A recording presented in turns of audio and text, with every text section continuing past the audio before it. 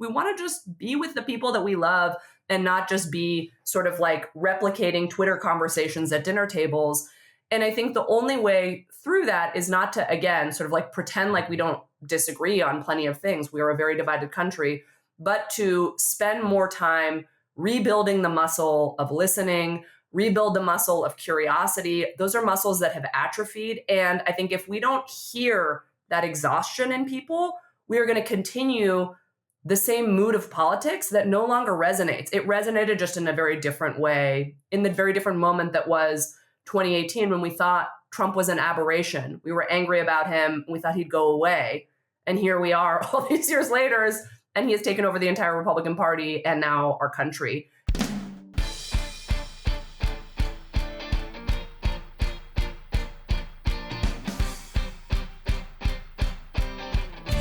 Hello, and welcome to the Politics Girl podcast. I'm your host, Lee McGowan. Let's get into it. It's a tough time to be a moral, empathetic, patriotic American. It's heartbreaking to watch the cruelty and lawlessness on display, from ICE officer raids to murders in the Caribbean. I'm not sure if you caught that cabinet meeting the other day with all the absurd, sycophantic bootlicking, but it was hard to watch. Did you know that blowing up 10 boats filled with random people, Donald Trump saved 100 million lives? Well, according to his cabinet, he did. Because apparently 1/3 of the American population is overdosing on cocaine. But by destroying a handful of small outboard motor vehicles, Donald Trump became our hero. We just have to ignore the fact that he pardoned actual proven narco-terrorists, one serving 45 years and the other serving 2 consecutive life sentences without a second thought. Nothing makes sense anymore.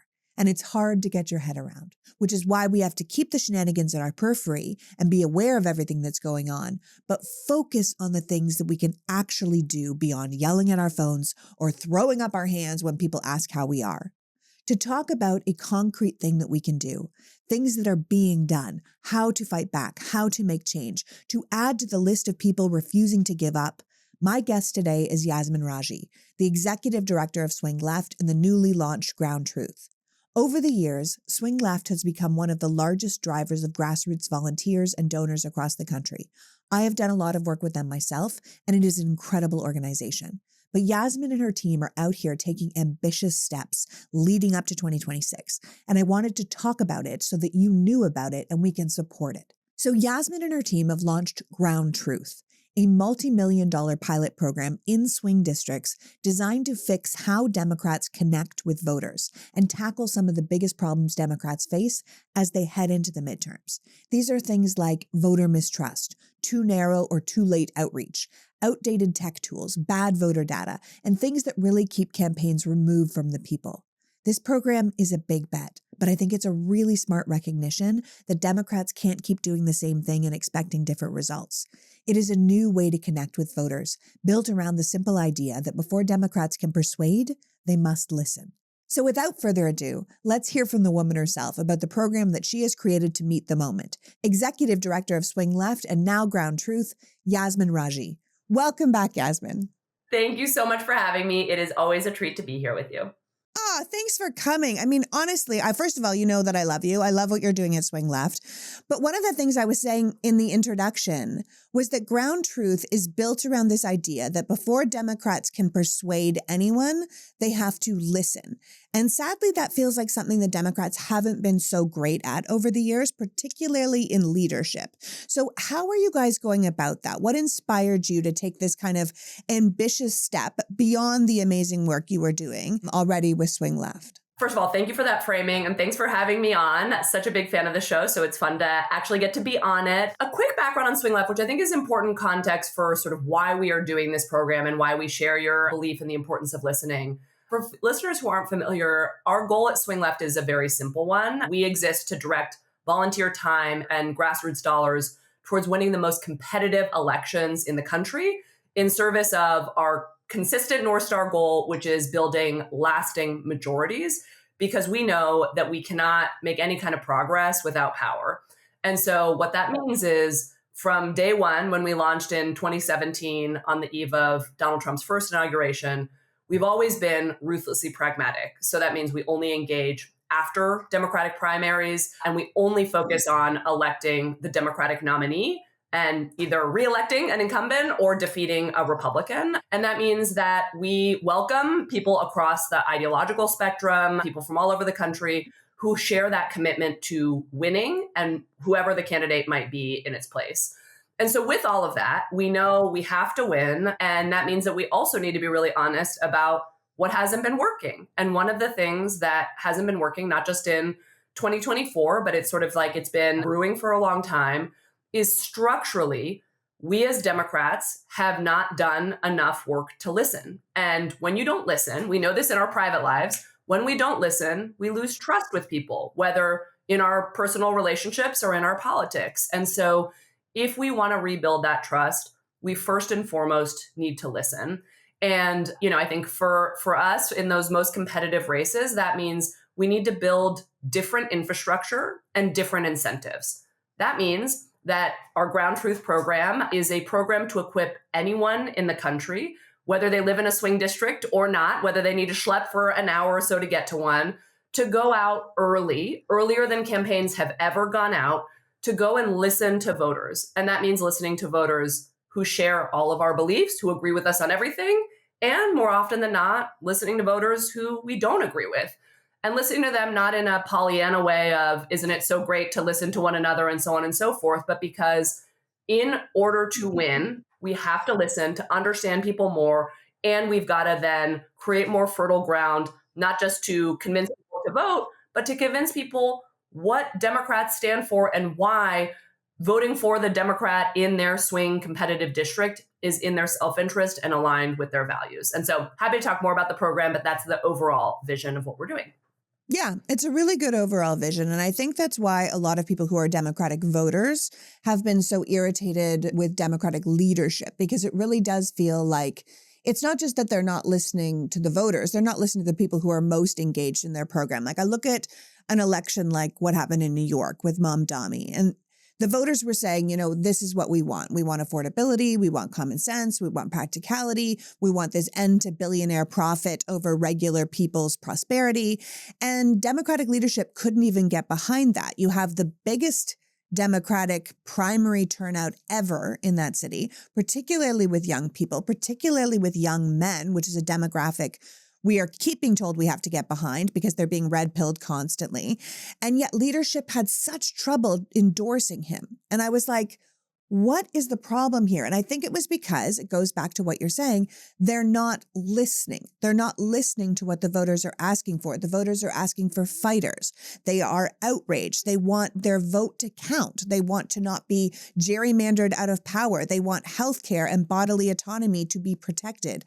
And if you're out here talking about reaching across the aisle, or what Hakeem Jeffries just did, where he was, saying, let's give credit to Donald Trump for his border policy, when we are watching actual concentration camps being built and communities being terrorized, it feels like there's a real disconnect, and we can't carry on like that the way we've been doing it, because it's disconnecting us from our own voters who all have the same drive to make this country better, to hold on to democracy, who believe in pluralism, who believe in multiculturalism. And I always say, this isn't shade on Democratic leadership necessarily. It's not personal. You could be an amazing boxer. You could be the best boxer that there ever was, but the game has changed, right? We are now in a UFC cage match. And if you cannot take a kick to the face or give one, it's not your game anymore. The rules are different, and you either fight back or you're going to get beat. And Democratic voters are really tired of being beaten by horrible people with horrible ideas. The UFC example that you gave reminded me of something I learned really early in my organizing career. It's from a book called Seeing Like a State, and it's basically a description of how in national, whether organizations, politics, whatever the case may be, governments, you can have some of the best ship captains who can sail across the oceans, and this is all obviously metaphorical, can sail across an ocean better than anybody. They have the best training, they have the best education, they have the best whatever. When that ship comes to a dock and needs to get to the dock, you have to hire a local ship captain to get on to the boat, because they know that over here there's a rock, and over here the wind hits the boat in a certain way, and it doesn't matter what your general expertise is, you need that specific local expertise. And the reason I bring that up is, to your point on the game has changed, it both has changed and it hasn't, in the sense that some of the basics we've kind of lost, some of the fundamentals are lost from what we prioritize. And one of the most fundamental things is you've got to, if you want to win an election, you got to understand your district. And, Pennsylvania's 8th congressional district is very different from, the congressional districts in California. I mean, it's sort of like, it's so obvious, but I think what, for me, in the 2025 elections, which give us both so much hope and I think also some cautions of, are we actually focusing on the right things? Because 2025 results were so different from 2024.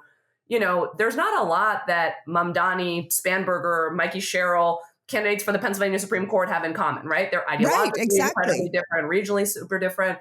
But I think the common thread is candidates who showed rather than told people that they were listening. And that meant localizing those big national issues to their districts, but also I think embodying a feeling of urgency, which is like, that's what people are telling us. I mean, for us, the top issue is we've been out in very diverse congressional districts all across the country, some incumbent Democrats, some challenger, some suburban, some rural, some urban, all the different districts. The most consistent thing across 25 canvases that we did from September through just a couple weeks ago was actually not an affordability conversation. It was this feeling that the system is broken.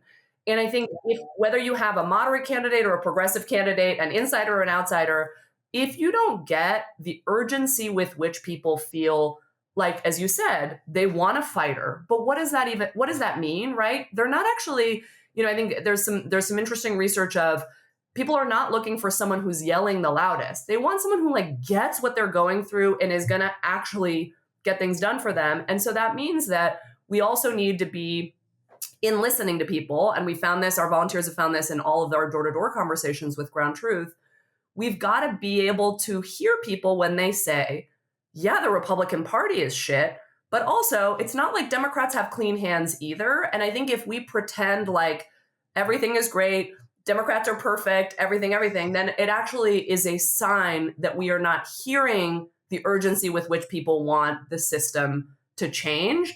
And, I think to our point earlier of swing left, we are ruthlessly pragmatic. The only ticket out of this mess is the Democratic Party. So this is not, to use your language, we're not throwing shade at the concept of the Democratic Party. We've got to work on fixing the brand, and all of us have agency in that. And I do think so much of this moment, how people are feeling is like, oh man, the problems of this moment are so big and they are so sort of, deeply rooted.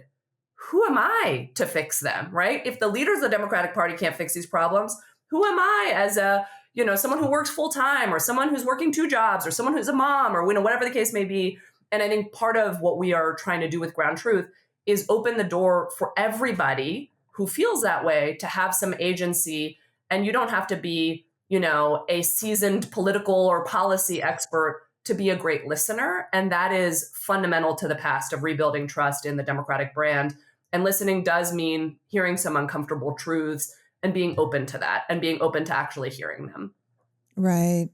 It all comes back to listening, right? Understanding what the people need so you can really address their needs, not just in your campaign, but hopefully in your time in office. Like, I think about what the Republicans are offering now when they talk about, house prices and how we can't afford it. They're like, you know what we'll do? We'll just do 50-year mortgages. And I'm like, are you kidding me? Like, there's not a single person in America that's like, you know what we should do?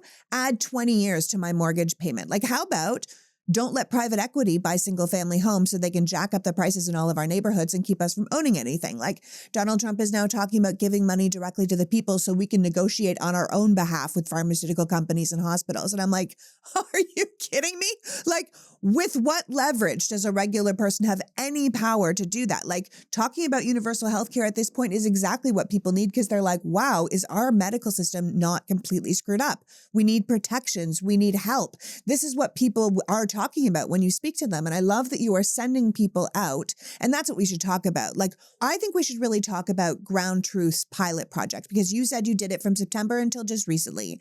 And I want people to understand what you did to try something different, to try a new way of doing this, so that you could really go to people's doors and really, really build back this trust in the Democratic Party. So talk me through the pilot program and what you've learned and what you're going to do moving forward. Yes. So the vision with Ground Truth, as we've talked about, is to do a better job of listening in service of building trust. And that means that we've also got to make a bunch of technical fixes of we've got to both think about the timing of building on the ground organizing in districts, which often happens a couple months before an election. We started in September in swing congressional districts.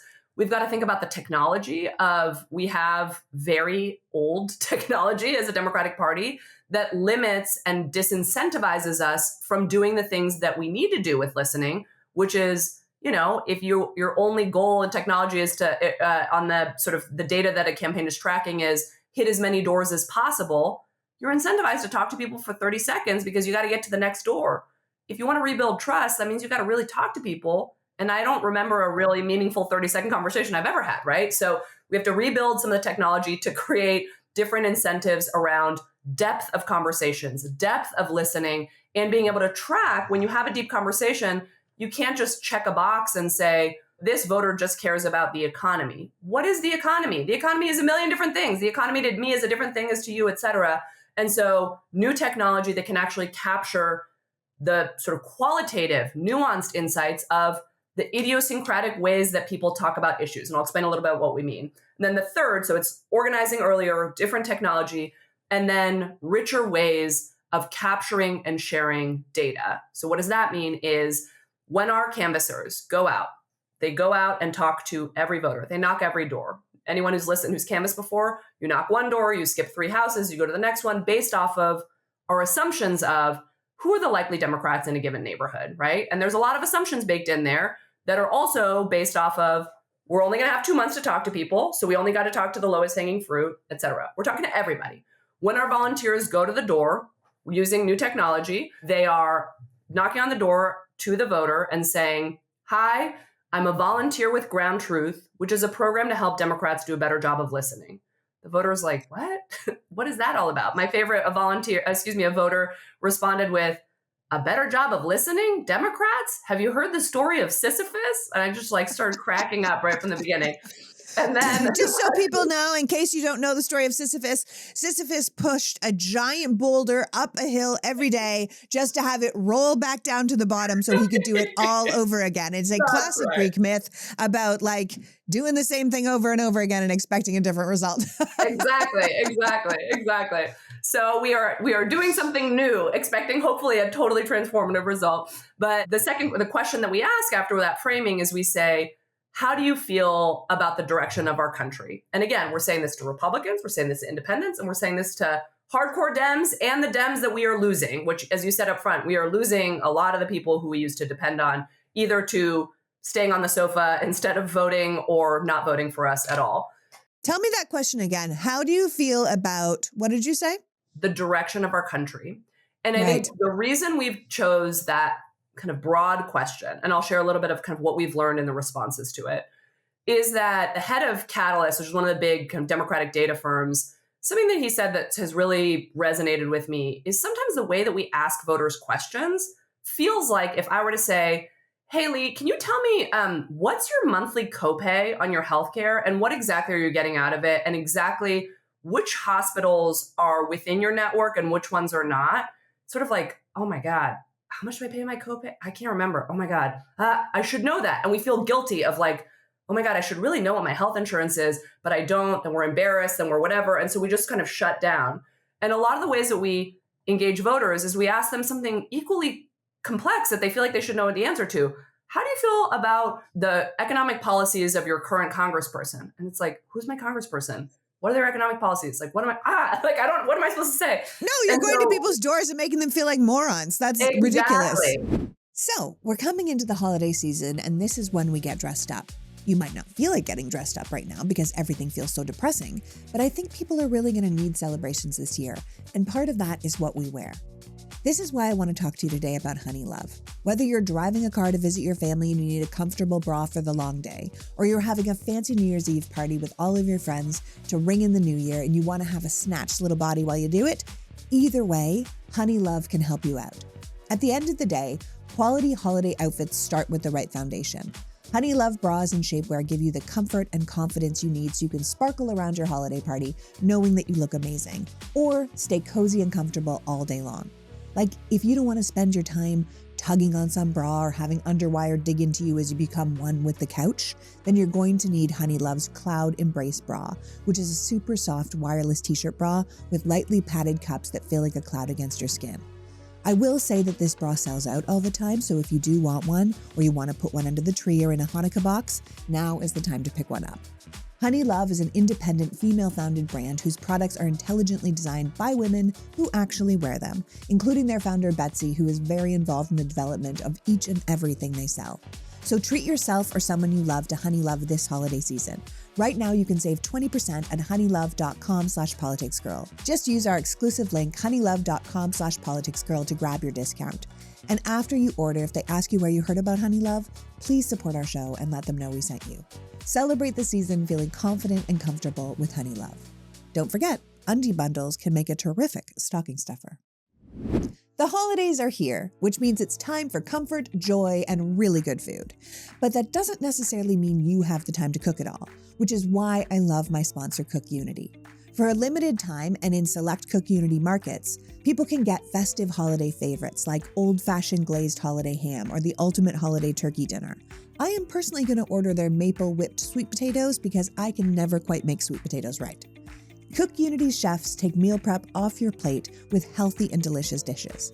Impress your relatives, even the judgy ones, with gourmet holiday meals from Cook Unity. Cook Unity meals are delivered to your door, fully cooked, and they heat up in as little as 5 minutes. They have a roster of all-star chefs, including Food Network alumni, James Beard Award winners, acclaimed restaurateurs, and every small batch is delivered fresh and not frozen. You get nutritious, delicious meals made by top chefs that are ready in minutes.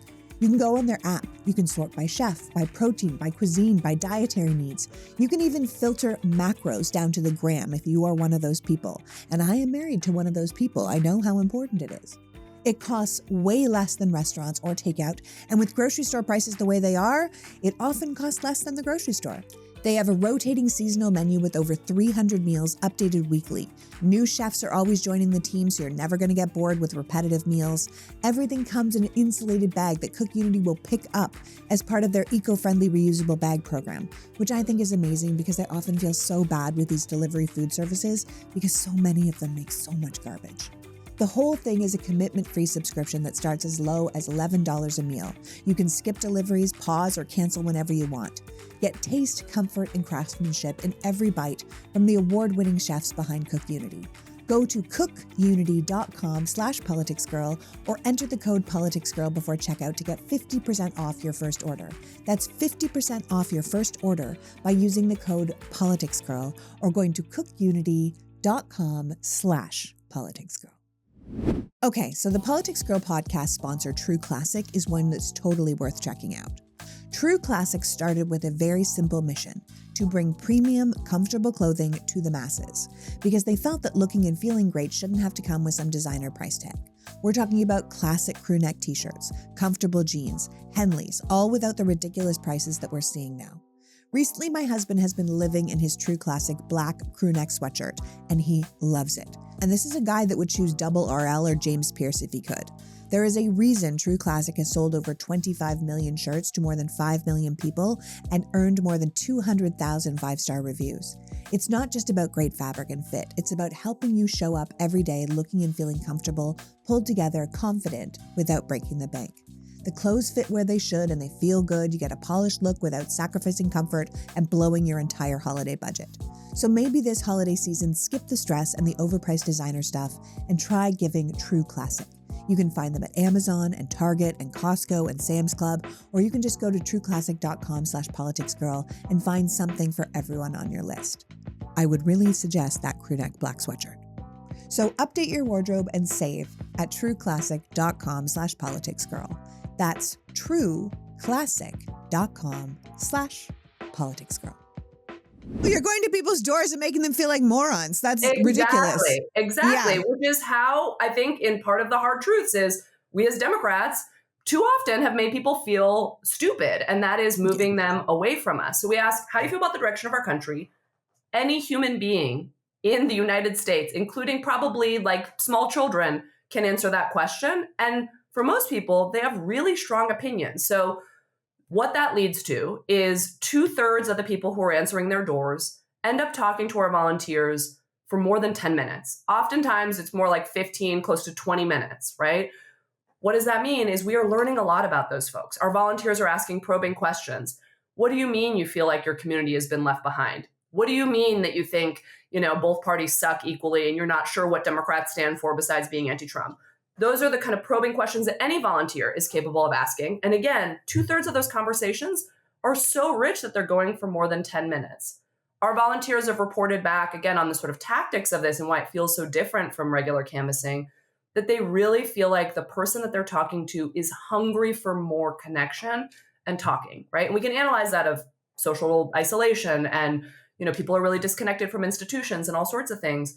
But what it means is we can't just talk at people. We've got to actually ask them for their perspective because they're hungry to share them. They have real, meaningful, expert perspectives.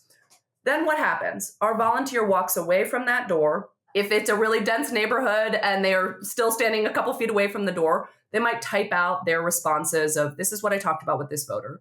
But most of our volunteers walk away from the door and they hit record on our canvassing app.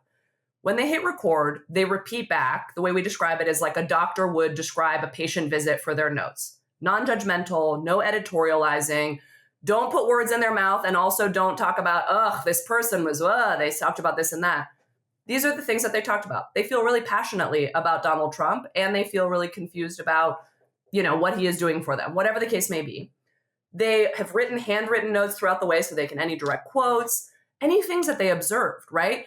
As I walked to the door, I saw a big flag saying, I'm a Marine veteran. Those are social cues we can't see about somebody just on the internet, but they might have that flag in front of their house. All those things, the canvasser is through either voice recording that turns into text or typing it out if, again, they feel uncomfortable doing that.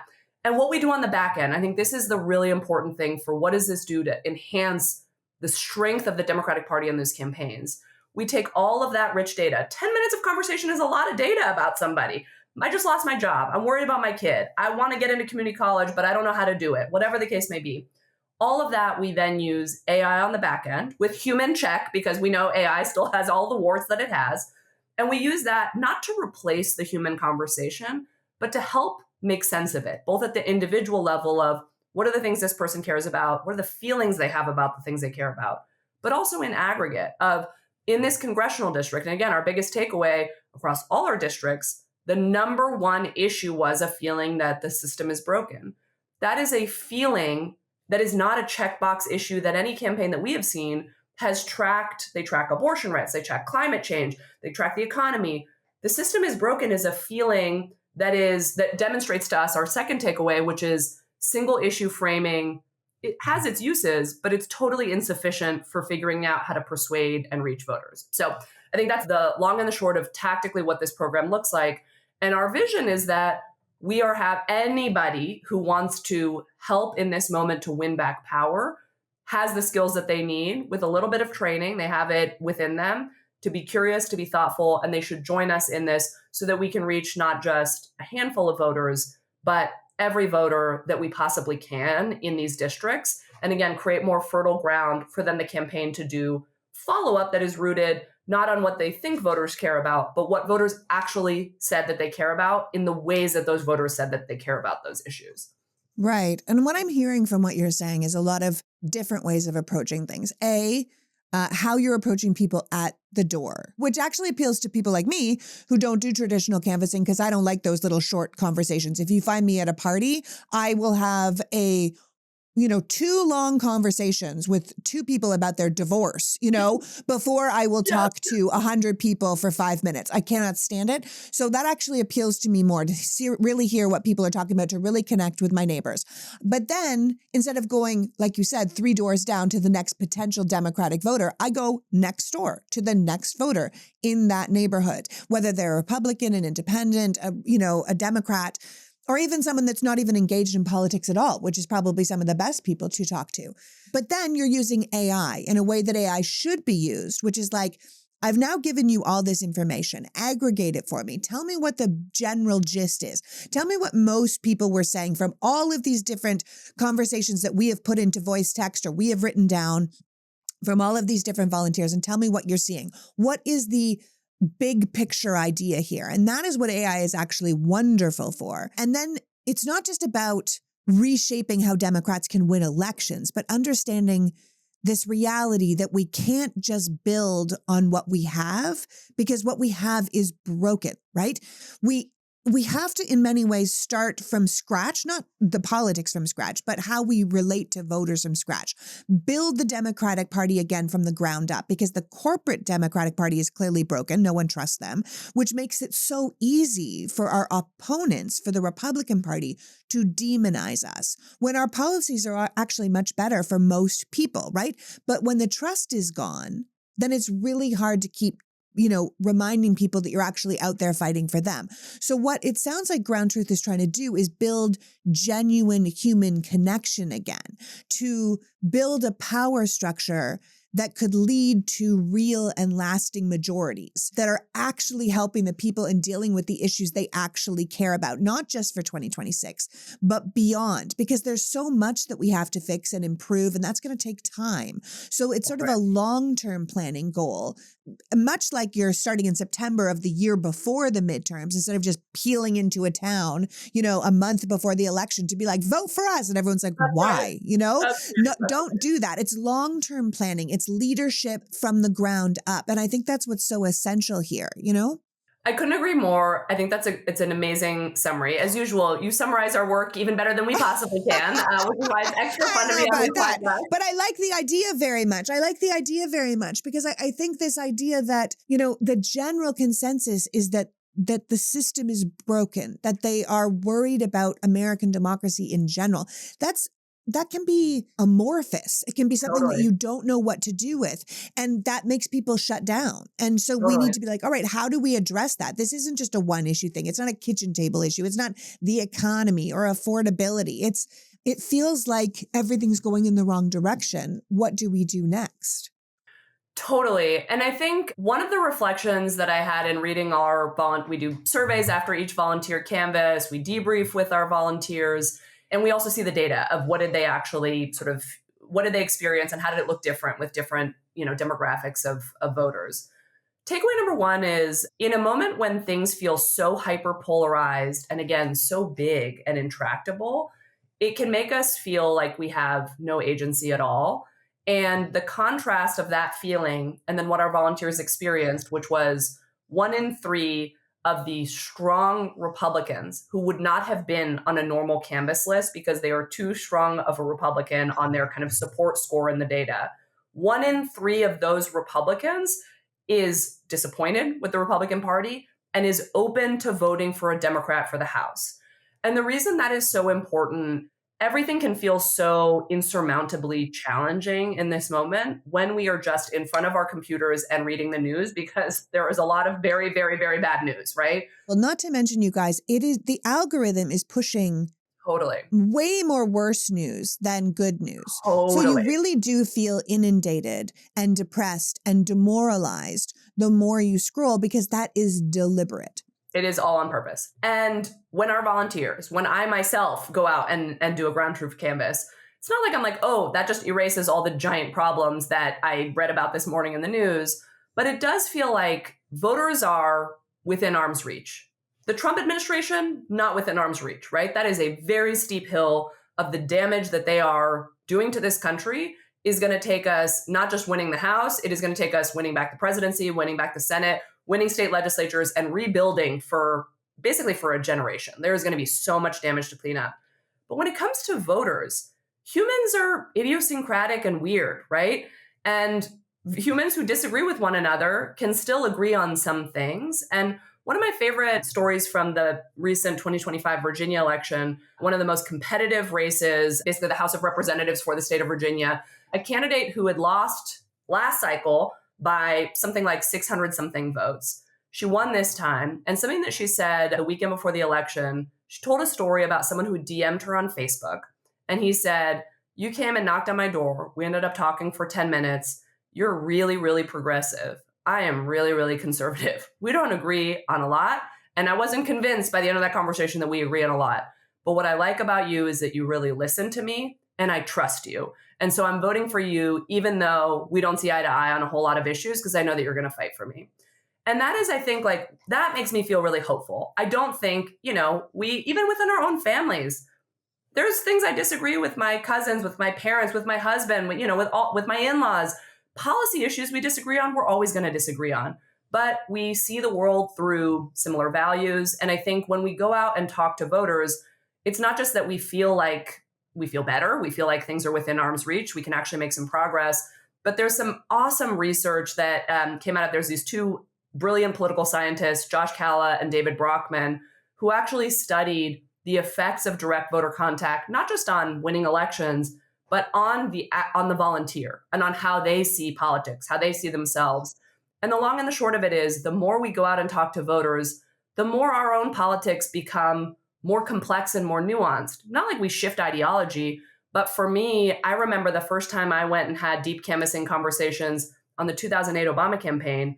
I was a super progressive, Bay Area born and raised, straight out of college, didn't really know much about politics person, and going out in rural Ohio and listening to voters who'd say in one sentence some of the most racist things I'd ever heard in my life.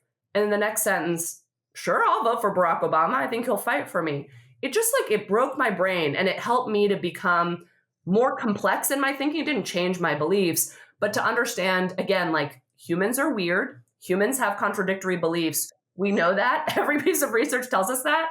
It's the world as it is. And in our politics, the more that we think about that, the more we actually can have hopeful imagination about material progress, because we can persuade even people who have beliefs that we don't fully agree with. And that's okay. And again, if we keep reminding ourselves of that, then we can stay focused on, again, our swing left's philosophy is to be ruthlessly pragmatic, because we have to win power. We can't just feel good about our own beliefs.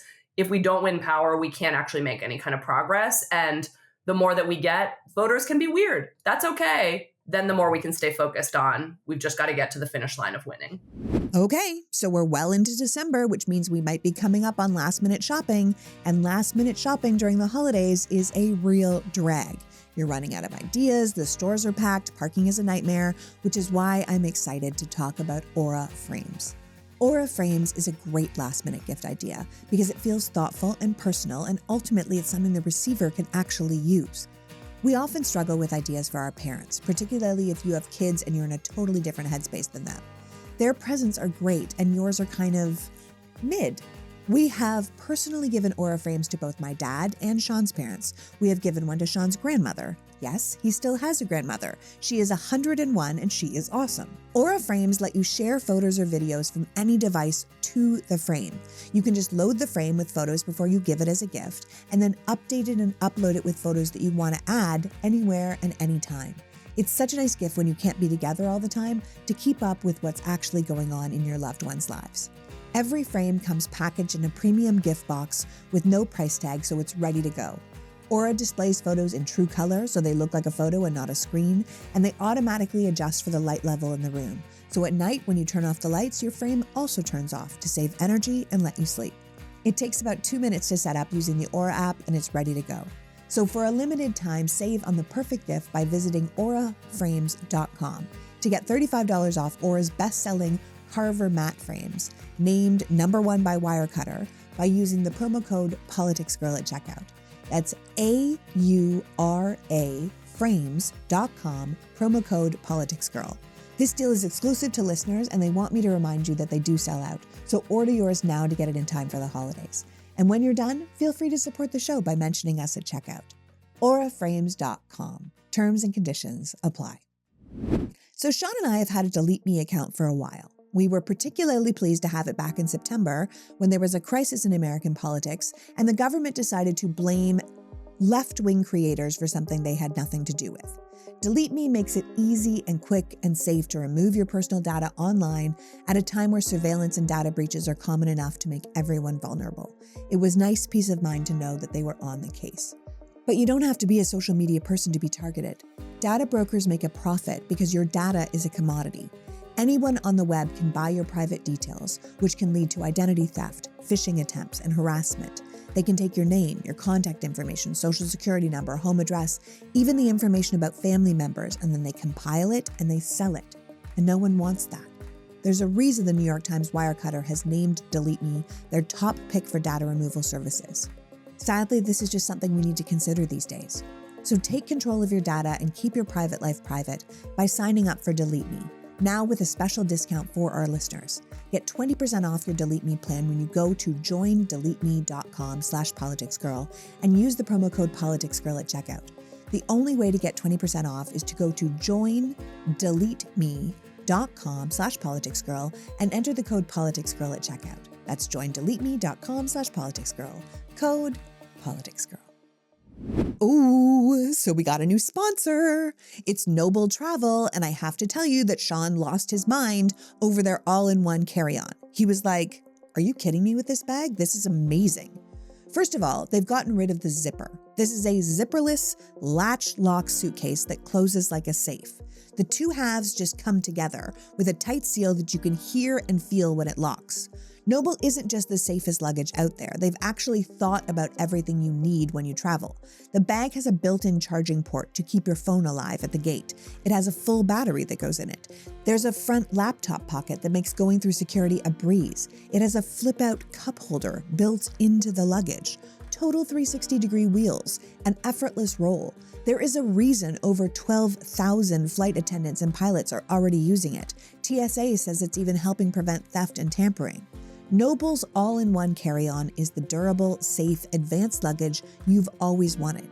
It comes with a 100-day money-back guarantee and free 3-day express shipping. So if you have someone that has to travel a lot, this might be a really great gift.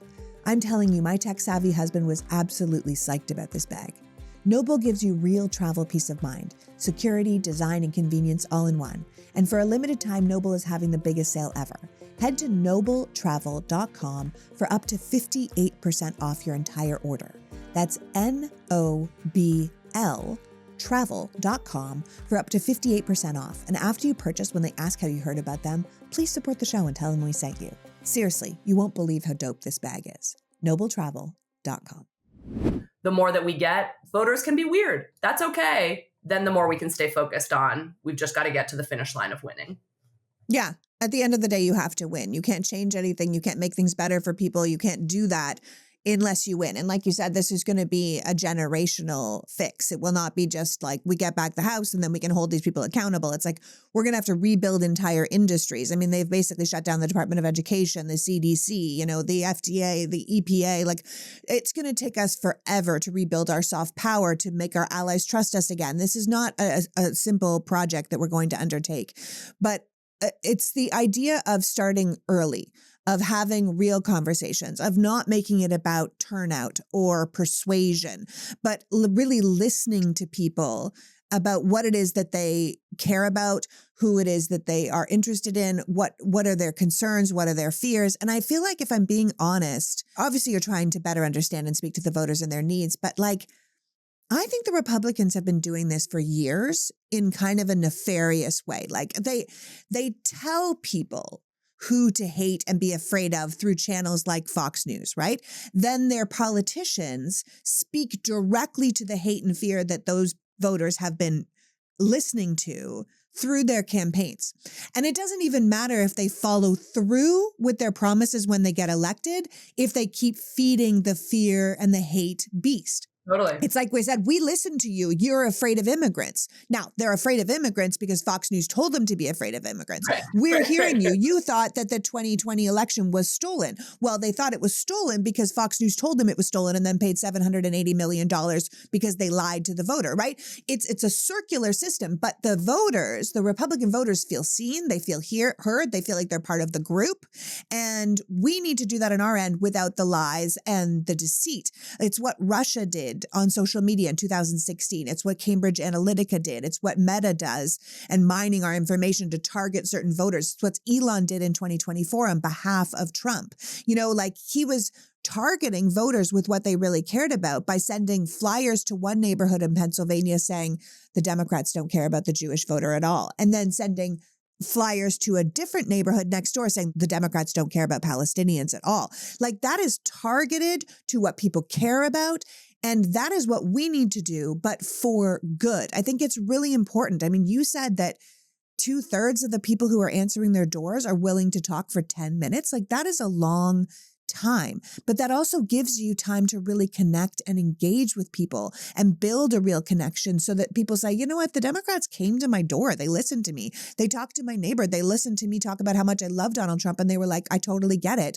But also, are you struggling financially? Because that is something we need to deal with, paid family leave or universal health care or these kind of things that they suddenly feel like, you know what, like I was told to hate Democrats my whole life, but this person, it made it impossible to hate them. They were really listening to my concerns. And that's what we need to do. And correct me if I'm wrong, but the data seems very positive that what you're getting from your pilot project and what you plan to roll out later.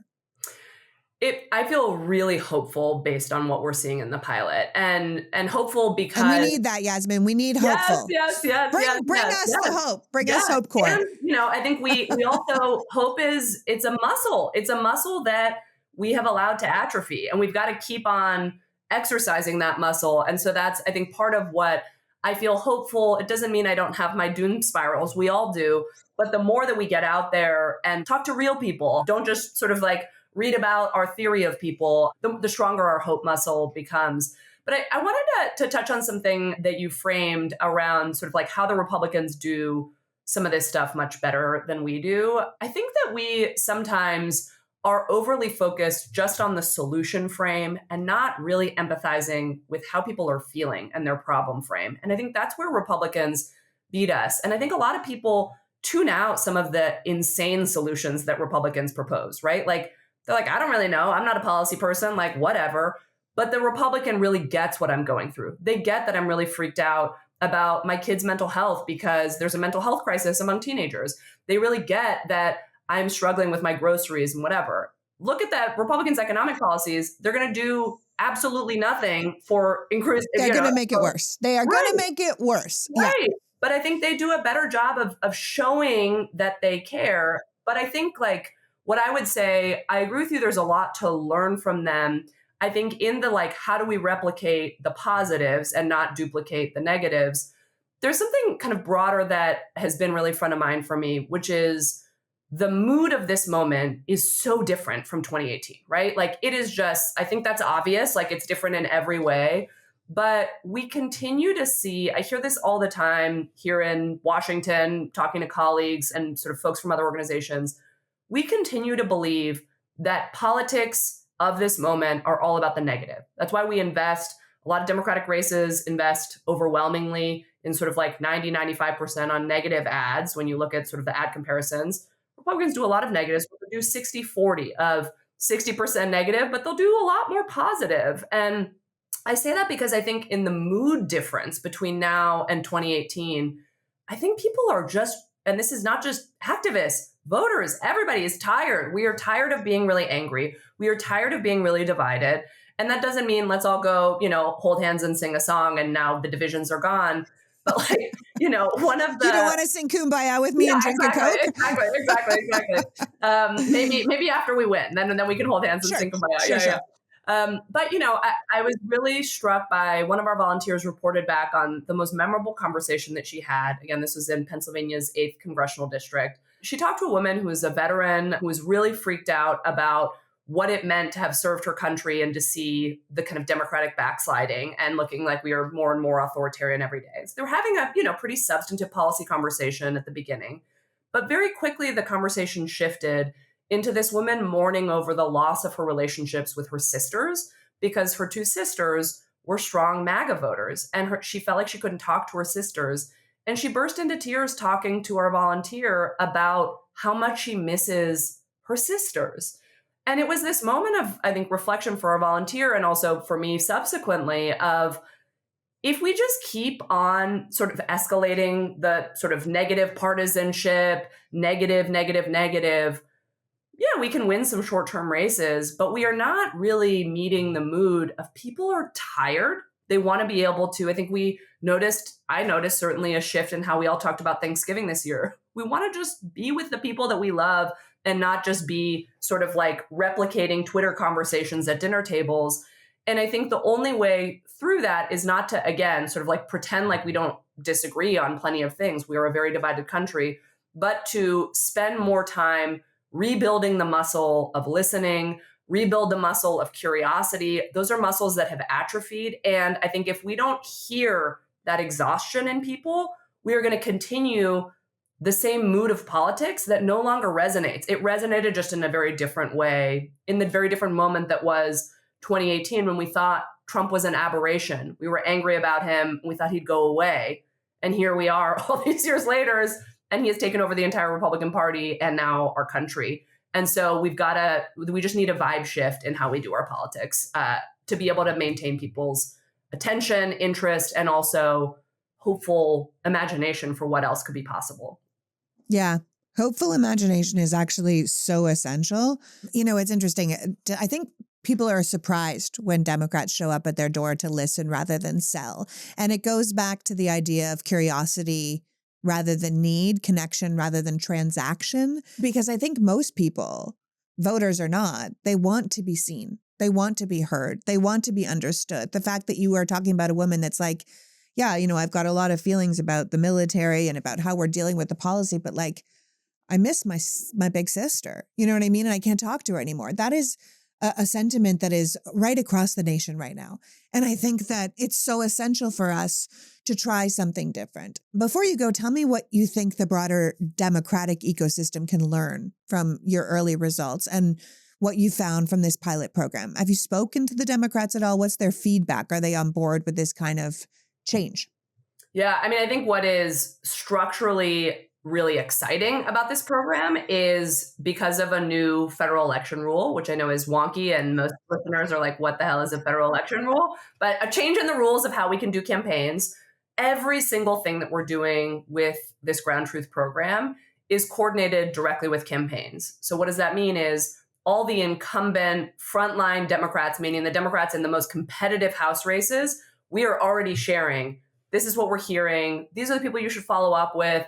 They get all the data directly into their own databases, and the data that's more complicated, like the 15 minutes of qualitative data about what happened in a conversation, it doesn't fit into existing democratic technology. So we summarize all of it in a kind of what looks like a polling memo so that those incumbents see kind of a social listening report out of what are people saying in their district so that they are plugged in with the mood on the ground, the substance on the ground.